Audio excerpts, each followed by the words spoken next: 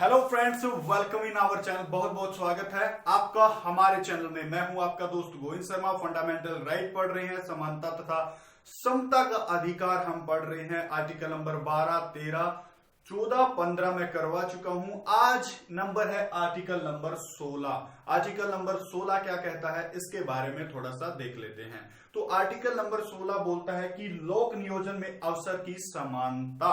लोक नियोजन क्या है कि कहीं भी आप जाएंगे रोजगार के लिए या कहीं भी अप्लाई करेंगे, किसके लिए, काम के लिए, काम धंधों के लिए आप अप्लाई करते हैं या किसी भी लोक नियोजन के लिए आप अप्लाई करते हैं, उसके लिए राज्य आपको कभी भी धर्म के आधार पर, लिंग के आधार पर, वंश के आधार पर, जाति के आधार पर, निवास स्थान या जन्म स्थान के आधार पर कभी भी क्या करेगा, भेदभाव नहीं करेगा। ये आपका एक फंडामेंटल राइट है कि आप किसी भी नौकरी में, रोजगार के लिए कभी भी इन चीजों के लिए भेदभावित या फिर वंचित नहीं किए जाएंगे। तो ये क्या हुआ कि कुछ चीजों में मुसलमानों के लिए छूट है। ऐसा भी नहीं है कि एक ही जॉब है इसमें सिर्फ मुसलमान फॉर्म भर सकते हैं, एक ही जॉब है जिसमें क्या हिंदू ही फॉर्म भर सकते हैं। नहीं, ऐसा हमारा संविधान हमारे लिए कुछ आजादी हमें प्रोवाइडेड नहीं करता है। ठीक है, ये इन चीजों पर जाति के आधार पर, मूल वंश या इनके आधार पर कोई भेदभाव हमें नहीं करता है। लेकिन इसके भी कुछ क्या है, नियम तथा शर्तें हैं। ये नियम व शर्तें क्या हो सकती हैं, ये आप थोड़ा सा सोचें तो नियम शर्तें क्या हो सकती है। देखो, अगर कहीं हिस्ट्री पढ़ानी है, अगर मान लेते हैं कहीं हिस्ट्री पढ़ानी है, कहीं हिस्ट्री के लिए टीचर के लिए जॉब है, फॉर एग्जांपल हम ले रहे हैं, उसके लिए क्या मांगेगा, उसके लिए फॉर्म में मांगेगा कि बंदा क्या है, हिस्ट्री से बीए किया होना चाहिए या फिर हिस्ट्री से ग्रेजुएशन होना चाहिए। इसमें क्या बीटेक वाला या फिर टेक्निकल जिसको ज्ञान है वो बंदा फॉर्म भर सकता है क्या? आप बोलोगे बिल्कुल भी नहीं। क्या हिस्ट्री वाला बंदा टेक्निकल बीटेक वाले के लिए फॉर्म भर सकता है क्या? आप बोलोगे बिल्कुल भी नहीं। तो नियम व शर्तें क्या बोलती हैं? अगर मान लेते हैं पुलिस में है, अगर मान लेते हैं सेना में कोई जॉब है, उसके लिए कोई ऐसा आदमी जो मेंटली तौर पर या फिर दिव्यांग हो या फिर मेडिकल फिट ना हो, जो इनकी शर्तों तथा नियमों में फिट ना बैठता हो, क्या उसको वंचित कर दिया जाएगा? आप बोलोगे बिल्कुल सही। तो इन चीजों पर भेदभाव नहीं किया जा सकता, इन चीजों से वंचित किया जा सकता है।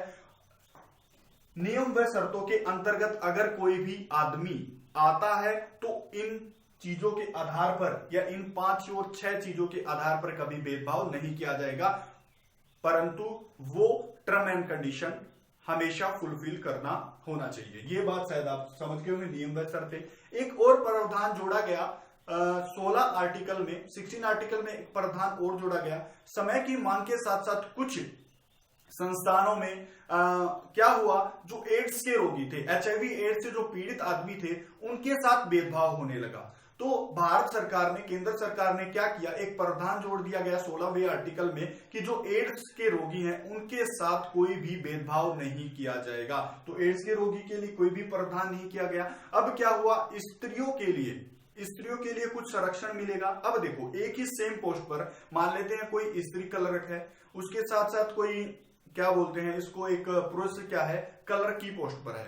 अब क्या होगा कि स्त्री को, अगर मान लेते हैं स्त्री को कोई प्रेगनेंसी के दौरान उसको छूट मिलनी चाहिए। अब क्लर्क, पुरुष क्लर्क बोलेगा उसको छूट नहीं मिलनी चाहिए। नहीं, स्त्रियों को संरक्षण दिया जाएगा उनकी एज के आधार पर या उनकी मेडिकल सुविधाओं के आधार पर कुछ भेदभाव किया जाता है और इनके स्थान पर स्त्रियों को कुछ संरक्षण तथा आरक्षण प्रदान है। तो अब आप बोलोगे इनके स्थान पर रोजगार में कोई भी भेदभाव नहीं किया जाता, तो फिर आरक्षण क्या है? आरक्षण पे तो आपको खुला खुला ये लगता है कि आरक्षण में भेदभाव हो रहा है इन चीजों के आधार पर। तो आरक्षण के बाद में देख लेते हैं अपवाद है 16वें आर्टिकल्स का। वो अपवाद क्या कहता है, अगर राज्य चाहे तो निवास स्थान के आधार पर भी क्या कर सकता है, भेदभाव, छूट प्रदान कर सकता है, कुछ प्रावधान बना सकता है कि इन क्षेत्र के जो आदिवासी लोग हैं या फिर जो पिछड़े लोग हैं उनके लिए कुछ सामान्य कानून बनाए जा सकते हैं।